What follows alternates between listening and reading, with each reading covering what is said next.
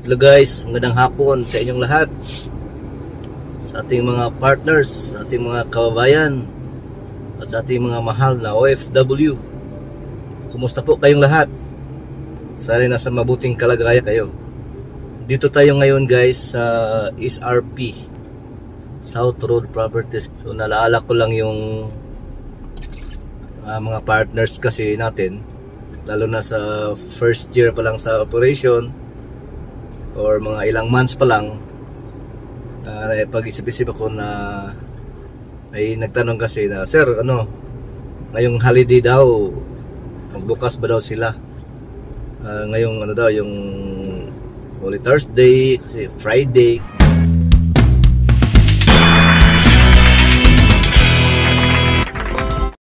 Sa mga interested magiging partners, i-text or i-message nyo ako dyan sa aking number na nasa screen. As I said, basta holiday yung natin, business. Yung tandaan nyo guys, yung negosyo natin ay pagkain. So every time na ang mga tao ay nag-relax, walang pasok, kakain talaga yan.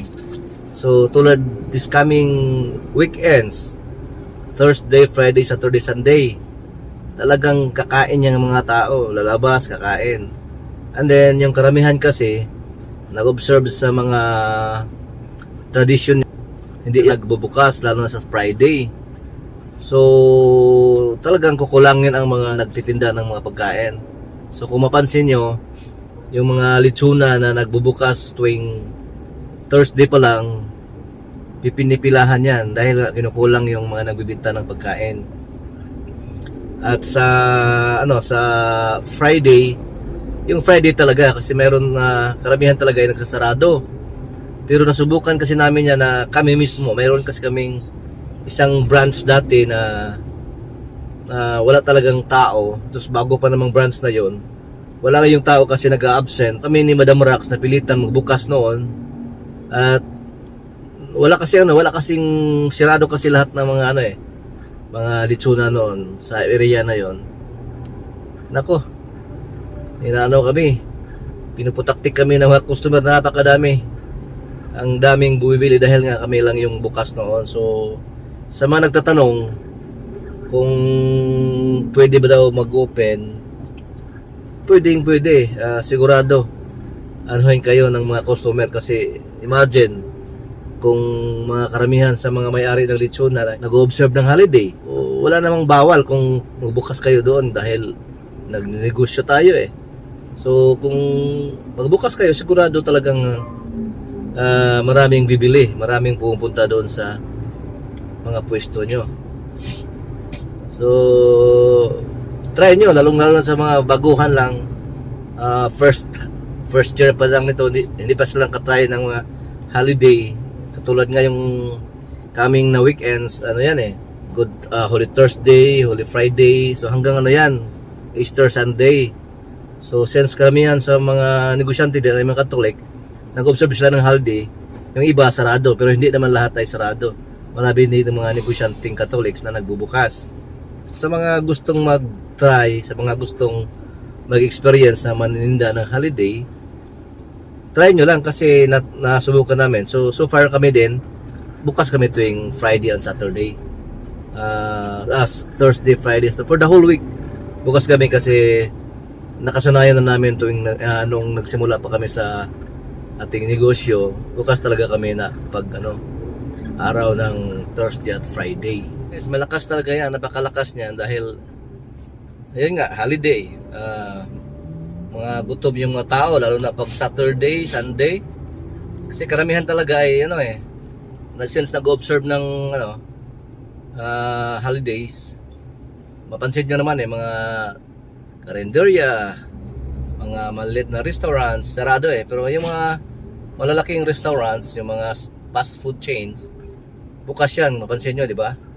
So kasi alam nila na tuwing mga ganyan na mga pagkakataon na holiday, malakas yan. So kayong mga partners dyan na nag-alanganin pa, nagtatanong, huwag kayo mag-alanganin, try nyo, magbukas kayo. Sigurado puntahan kayo ng mga customers. Sama ko pala guys si Madam Rax. Punta kami ng Lapu-Lapu kasi puntahan natin yung isang outlet natin na galing kasi tayo kay Don Franco guys. Naghatid tayo ng ating injectable solution. Imagine, naghatid kami nung Friday ng 6 na container. Ngayon, nag-order naman siya ulit ng 6. Ilang araw pa lang, Friday, Saturday, Sunday. So, 4 days lang yung niya. 5 container ni Don Franco. So, malakas talaga ngayon guys kasi long weekend, long holiday. Karamihan mga tao nagbabakasyon, nag-take ng leave kasi gusto mag-relax. So, siyempre pag mag-relax, alangan naman mag-diet. So, kakain yan.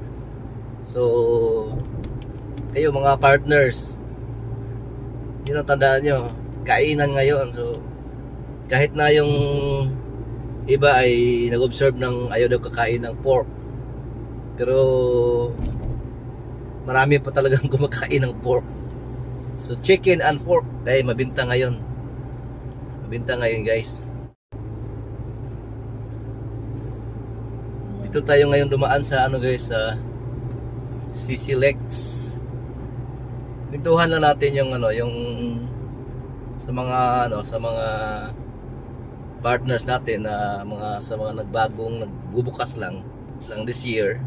Marami tayong partners na nagjo-join. Alam ko nanibago sila sa, siyempre katulad ngayon sinasabi ko holiday.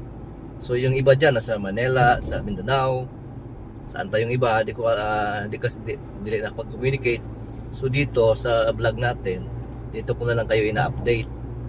So as I said, yan mag-open kayo. Try nyo lang. Kausapin nyo mga tauhan nyo kasi holiday, alam nila naman na holiday.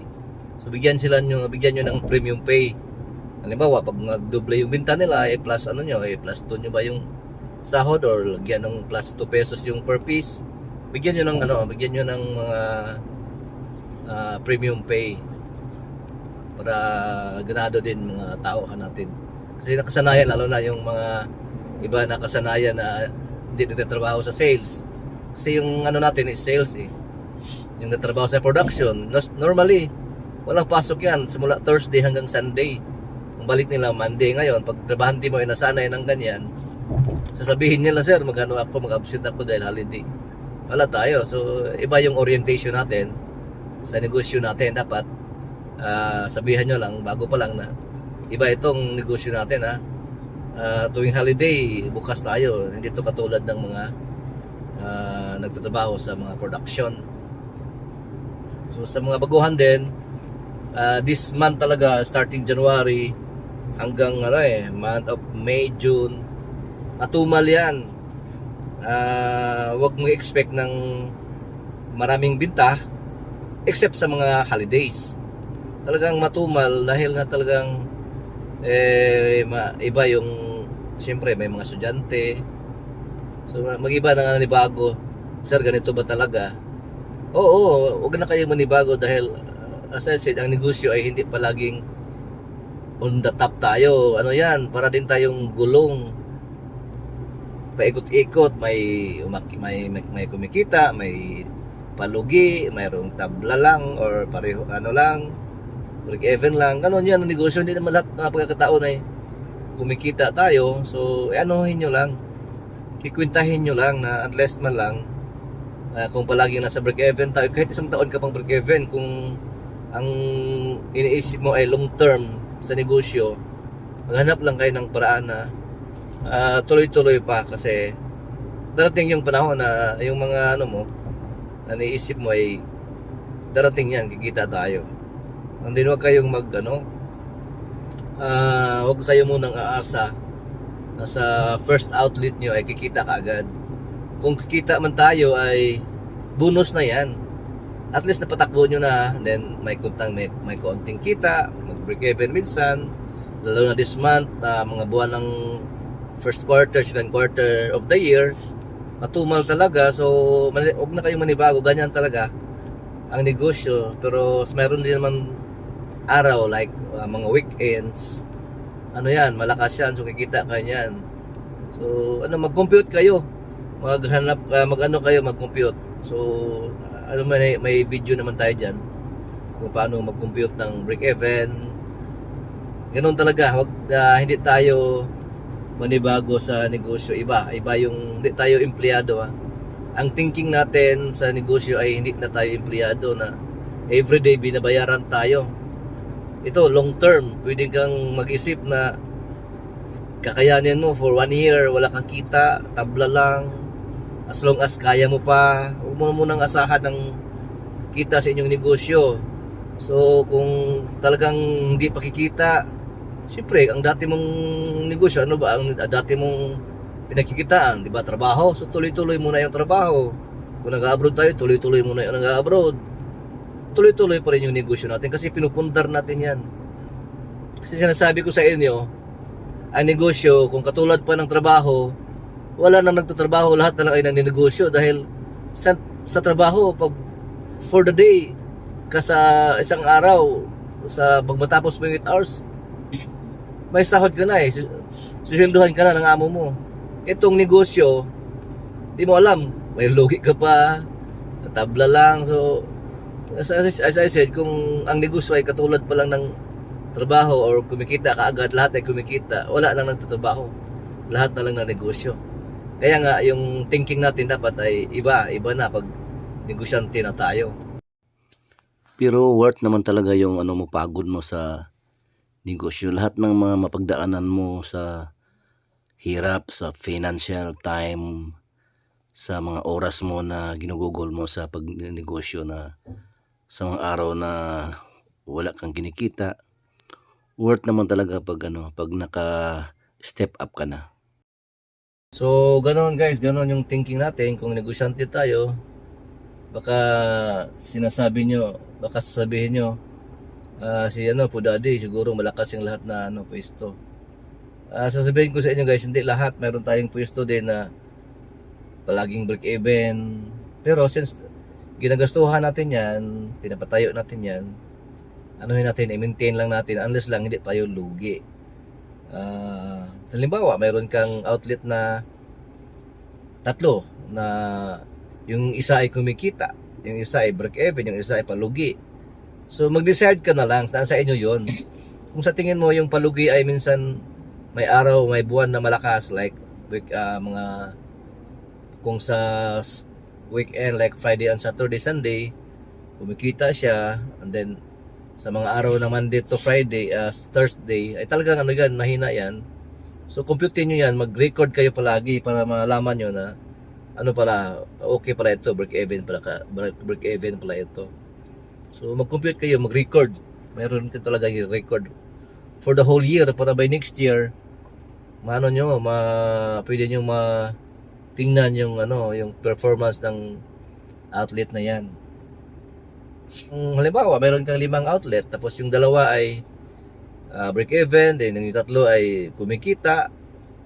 So kung sa tingin nyo ay kaya pang yung 2 na break even ay kaya nyo pang i-sustain dahil medyo malaki naman ang kita nyo sa ibang outlet, i-sustain nyo. Wag nyong diretso na lang isarado dahil yun nga, nawala na kayo ng pag-asa. So ganun talaga yung palagi. Wag tayong matatakot. Be positive lang. Isipin nyo na darating yung panahon na lalakas yan. Kasi nga, yung experience ko, na-observe ko kasi yan. Tulad ng unang outlet natin, nag-start lang kami. Nakabenta lang kami ng 3, 4, 5. Tapos, yung tao natin, pinapasahod kahit wala tayong binta, binabayaran natin. So, balik cargo pa rin natin yun dahil nagsisimula tayo ng negosyo. Ang ginagawa ko, nanghanap ako ng paraan kung paano makadagdag ng sales para lang ang importante doon, makabayad ako sa pasahod, and then yung sa renta, lahat, at least hindi na ako mag-aabuno sa negosyo ko. Kumbaga, yung kita doon, bahala na maubos sa pasahod at sa renta. At least wala na akong abuno. Kung minsan mag-aabuno, okay lang kasi nagtatrabaho pa naman ako. Hindi pa naman ako umasa sa negosyo. That was 10 years ago. Kung sa mga pagkakataon na araw na walang binta, ako yung nagtatapal, tinatapalan ko yung walang kita dahil walang binta. So doon ako sa sahod ko kumukuha ng pangsahod sa tao. Kung sa mga panahon na yon, kung tinigil ko na, yung isip ko ay ganun na lang kaliit, walang akong long term na vision, siguro wala na akong negosyo ngayon dahil tinigil ko na eh. So ganun sana kayo mag-isip, advance. Kumbaga positive lang na darating yung panahon na yung pinagsimulan nyo ay makukuha din. Iba-iba din yung financial status natin. Katulad ng mga halimbawa, yung capacity ng ibang tao ay ang kayang i-open na outlet ay isa lang.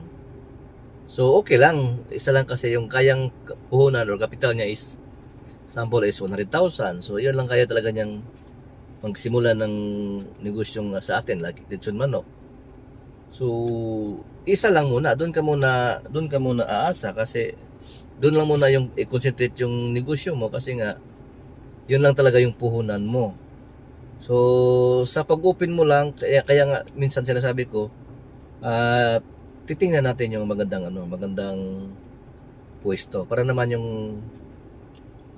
opportunity to gain or opportunity na kumikita ay malaki kasi yung ginahanap mong pwesto ay maganda. So kaya nga dapat lahat na pwesto na bubuksan natin ay at least man lang qualified.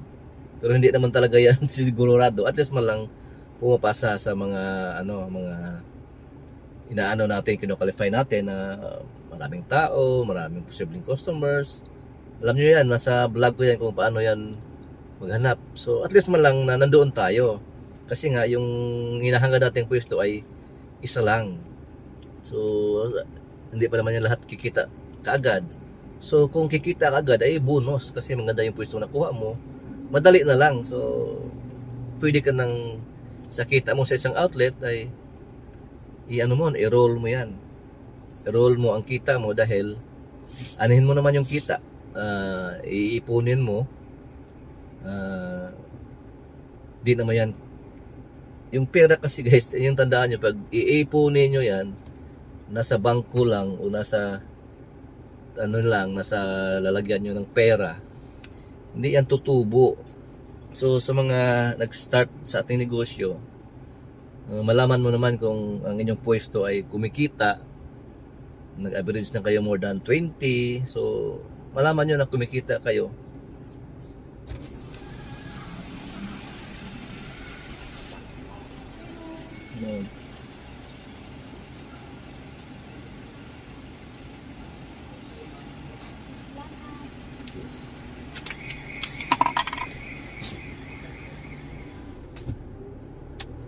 Ayan guys, so sa first outlet nyo, lalo na sa mga yung finance ay good for isang tindahan lang, kung sa tingin nyo ay kumikita talaga, actually kung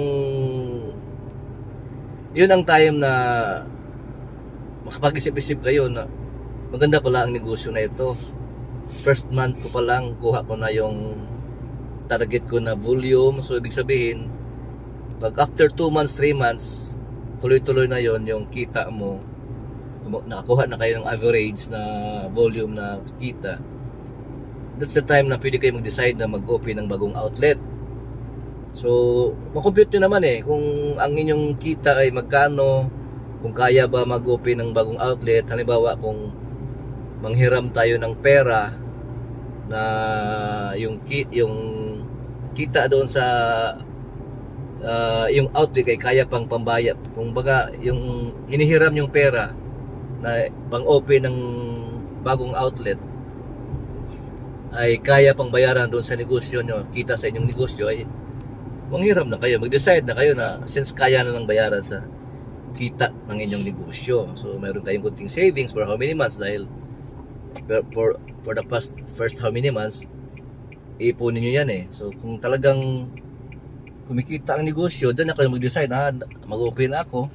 So pwede na rin kayong mag-decide na manghiram dahil nga kumikita Computein nyo na itong monthly ko sa hihiramin kong pera ay makuha ko doon sa kita ko sa isang bagong outlet. Ganoon yun pag Ganon yung pagpa-dagdag ng bagong outlet. Tsaka siguraduhin nyo lang na maganda yung makuha nyo ng pwesto. And then meron din kasing meron din kasing iba na may kakayahan, malaki yung budget. So di naman kasi paiba-iba tayo ng financial capabilities eh. So sa mga mayroong malaking budget, huwag lang kayong aasa sa isa.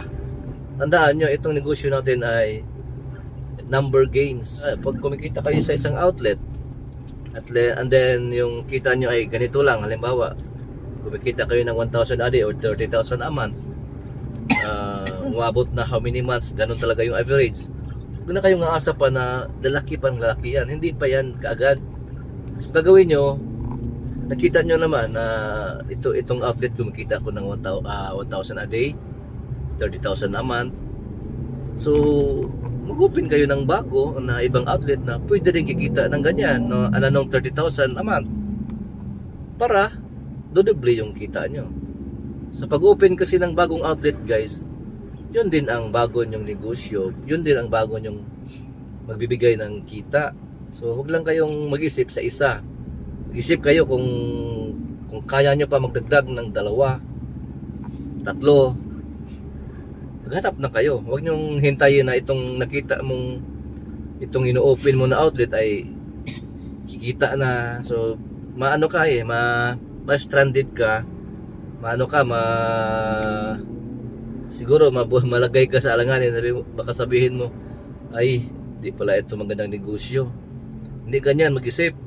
So isipin mo kung itong nakuha mong pwesto ay okay ba. Baka yun ang dahilan na yung pwesto mo na nakuha ay hindi maganda, kaya itong benta mo ay nasa average lang, or kunti at least malandi lugi. So maghanap ka ng bagong outlet na mas maganda pa sa nakuha mong outlet ngayon. So kahit mag-target ka lang ng 3 outlet, at yan mo masusukat yung yung negosyo mo. Kasi tiwala naman kayo kung naniniwala kayo sa negosyo natin, huwag mag-alanganin. Kung mayroon talaga kayong budget, mag-expand na kayo up to 1, 2, 3 outlets para ma-compare nyo, para mahanap nyo yung pwesto na maganda yung kita. Halimbawa, yung first outlet mo ay hindi maganda, break even lang. So based doon sa outlet na nakuha mo, kukunin mo yung mga do's and don'ts. Bakit kaya ganito lang binta ko? So hanapin mo, siguro sa pwesto ito kulang talaga sa tao, maghanap talaga ako ng maganda, mas maganda pa nito. So yun ang pagkukunan mo ng yung basihan mo para sa sunod mong kuha pwesto, maganda na yun. So malamang doon pagkuha mo, kikita ka na. Doon mo na makita na ito pala, ganito pala, okay pala. Kasi sa atin, mga partners natin, marami naman tayo kasi mga partners. Meron naman talaga tayong partners na maabot na silang 4, 5 na yung mga pwesto nila, at kumikita naman. May may plano tayo, kung may capacity tayong to open 3 to 5 outlets, kahit 3 outlets lang muna ang gagawin nyo. Yan ang sinasabi ko sa vlog ko na challenge, na 100,000 challenge ng 3 outlet. Kung makakuha kayo ng 3 outlet na kumikita ng 1,000 a day or 30,000 a month, mayroon ka ng 100,000 a month sa 3 outlet. So siyempre pag isang outlet lang, 30,000 lang yung kikitain mo. So magkano ba yung target mong kikitain sa binabalak mong gagawing negosyo? So kung may kapital kang malaki, tapos alangan naman mag-target ka ng 100,000, na ito lang naman yung binta mo. So para kumikita ka ng 100,000, mag-target ka ng 3 outlet na nakabinta or kumikita ng 30,000 a month para makuha mo yung 100,000 a month. So ganon yun. Magko-compute tayo guys. Sa sunod na vlog natin, pagkita ko sa inyo yung computation kung how money works. Kumbaga sa pera na nilalagay natin sa negosyo natin, sample lang, itong negosyo mong lechon manok ay nag-invest ka or nagkakapital ka ng Palagay na lang natin 200,000 kasama ng lahat na nagagastos mo. Palagay natin 200,000. So sa isang ano guys, sa isang kahit sa financial institution, palagay na since pera yan, number yan eh. Na-compute natin kung magkano ang interest. So para malaman natin how money works. Yung pera sa bangko, pinapahiram nila yan. Pahiram nila ay sa commercial nila ay nasa 12% hanggang 18 siguro yan per annum. So ibig sabihin kung 12% per annum divided by 12 months, 12 divided by 12 is 1%. So kung sa 200,000 mo times 1% kasi mag-compute tayo ng per month, 1% ng 200,000, so magkano? 2,000. Di ba? So, sa per month yan, kasi yung kukompute natin ngayon, yung kitain natin sa 200,000 sa per month versus sa negosyo natin na lechon manok, kung okay ba. So, ibig sabihin, sa 200,000 mo na negosyo ng bangko na 200,000, pinahiram nila at 12%, yung bangko ay kikita doon ng 2,000. Yung 200,000 na kikita ng 2,000 in a month. Di ba? So sa atin, compare natin sa atin, sample lang, kikita ka ng 1,000 sa isang outlet mo, kumikita ka ng 1,000 a day. So, ibig sabihin, mas lamang ka. Kumbaga, ang negosyo mong pinapasukan ay maganda dahil imagine, sa bangko, yung pera nila pinapahiram, yung 200,000, kumikita ng 1,000 at 2,000 a month. Samantala itong negosyo mo, lechon manok, isang araw lang, sa kapital mo isang pula is 200,000, isang araw lang nakabinta ka, may kita ka ng 1,000. In 30 days or 1 month, 30,000. Sa negosyo mong lechon manok, pag base tayo sa bangko compared sa 12% per annum or 1,000 o 1% a month, talo si bangko kasi yung 200,000 mo ay kumikita ng 30,000 a month. So doon sa computation na yan, di ka, kumbaga yung kita mo ay 1,000 a day lang, kumbaga sa 1,000 a day ay meron kang ano siguro mga 20 pieces a day lang na manok, ay okay na. Kumbaga talo na si bangko sa iyo kasi imagine 1,000 a day is 30,000 a month. Si bangko 200,000, 2,000 lang kitain niya in a month. Pero marami pa kasing ibang nagpapahiram yung nagpapahiram na 5%. Yung 5% si mga ano yan, mga cooperative, yung mga lending. 5%, no, times 12 months is 60 nga, 60% divided by 12, ayun nga, 5. So 5% ng 100,000 is 5,000, di ba? So since 200,000 yung ano mo, pera mo, so ang 5% ng 200,000 is 12,000. Talo pa rin si talo pa. Kung manghiram ka ng pera doon sa lending ng 200,000 at 5% per month, kikita ka pa rin dahil yung kikitain mo for the month is 30,000 So okay pa rin. So ganyan yun guys, sample lang yun ang pag-compute kung ang yung pinapasok na negosyo ay hindi ka balugi. So yun nga, yung 5% ka ng lending yung kikitain nila dyan sa 200,000 ay 12,000 lang Samantala sa'yo, yung pera mong 200,000 na ini-invest mo sa negosyo mo ay kumikita ka ng 30,000 a month. So pag nalitan ka niyan, maghanap ka pa ng malaki. Ang gawin mo, paramihin mo yung sales.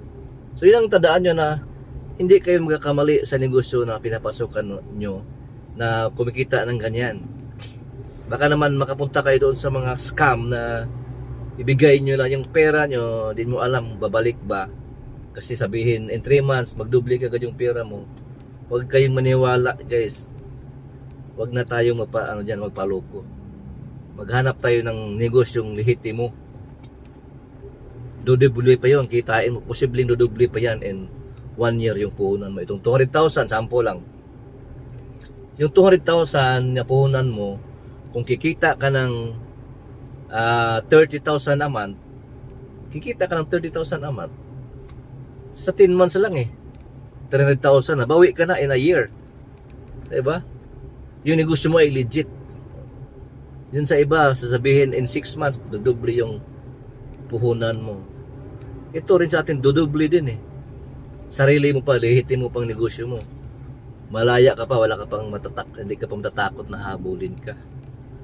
Diba? So, ganyan yan. Kung ngayon ay medyo maliit pa ang kita nyo, pero kukumputin nyo lang na ito, mas maganda pa nga ito sa sinasabi ni Pudadin na 1% a month sa bangko, yung 5% a month.